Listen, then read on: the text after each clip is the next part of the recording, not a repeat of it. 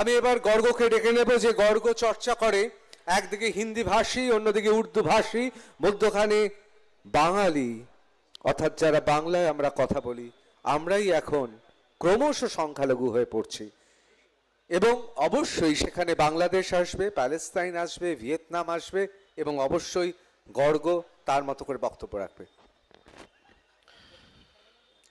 বাংলায় একটা ম্যাগাজিন বেরোতো কয়েক বছর আগে, এখন বন্ধ হয়ে গেছে। বাংলায় বেরোনো অনেক জিনিসই তো বন্ধ হয়ে যাচ্ছে।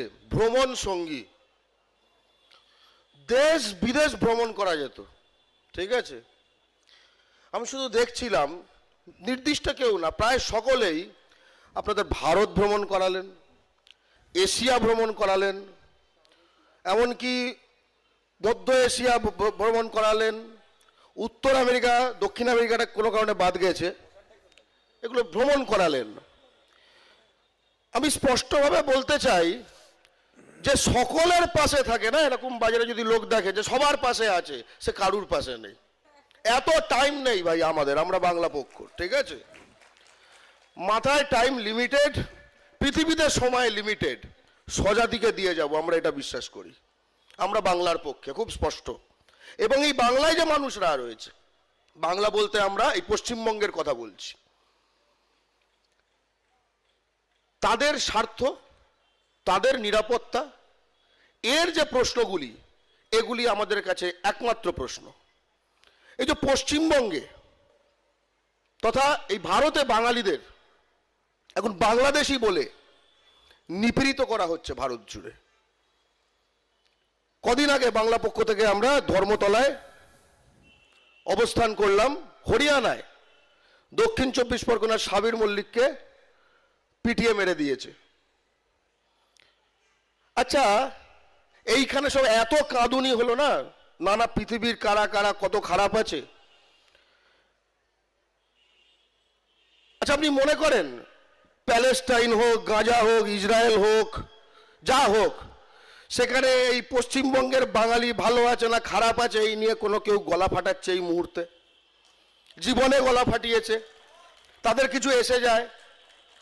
ভাই, একতরফা আলগা প্রেমিকদের কিন্তু অবস্থা খুব ফালতু হয়, ঠিক আছে। চুল ফুল কমে যায় কিন্তু কেউ পাওয়া যায় না, ঠিক আছে। এরকম সারা জীবন কেটে যায় এরকম।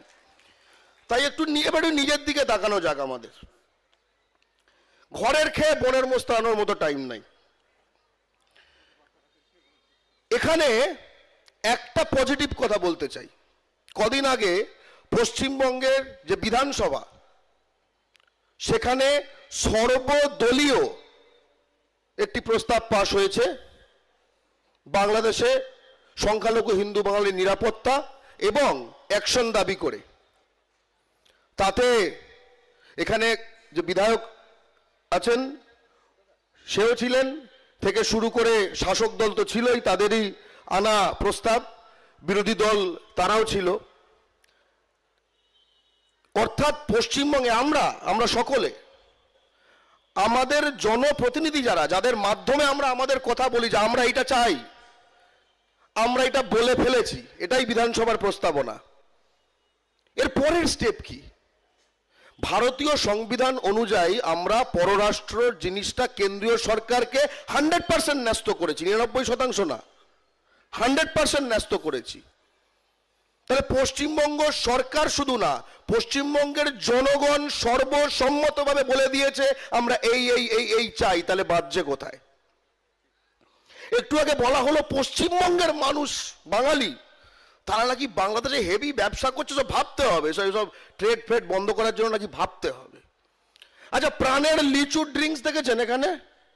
দেখেছেন নিশ্চয়ই, সেটা বন্ধ হয়নি কেন?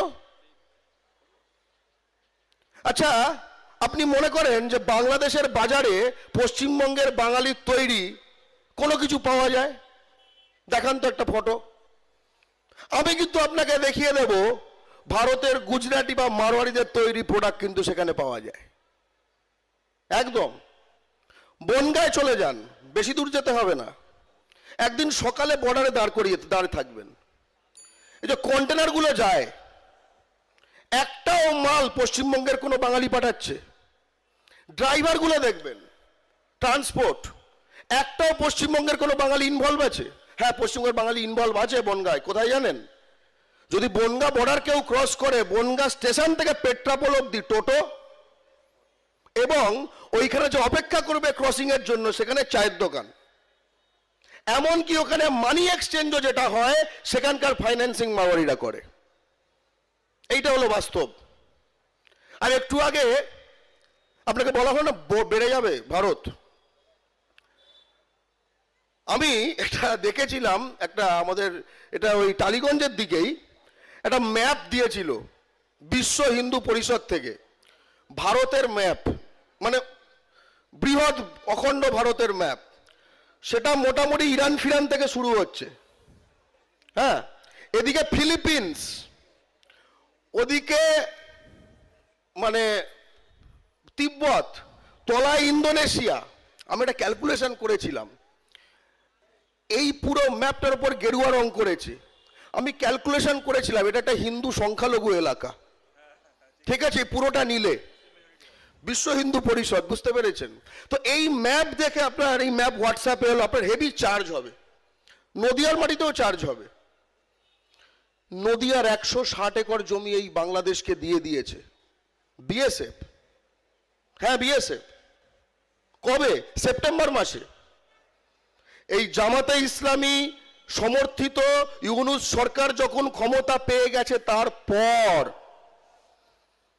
শেখ হাসিনা হটে যাওয়ার পর পেট্রাপোল সীমান্তে শুভেন্দু অধিকারী গেছেন। শুভেন্দু অধিকারী গেছেন ভারত বাংলাদেশ ট্রেড আটকাতে। সেই জায়গায়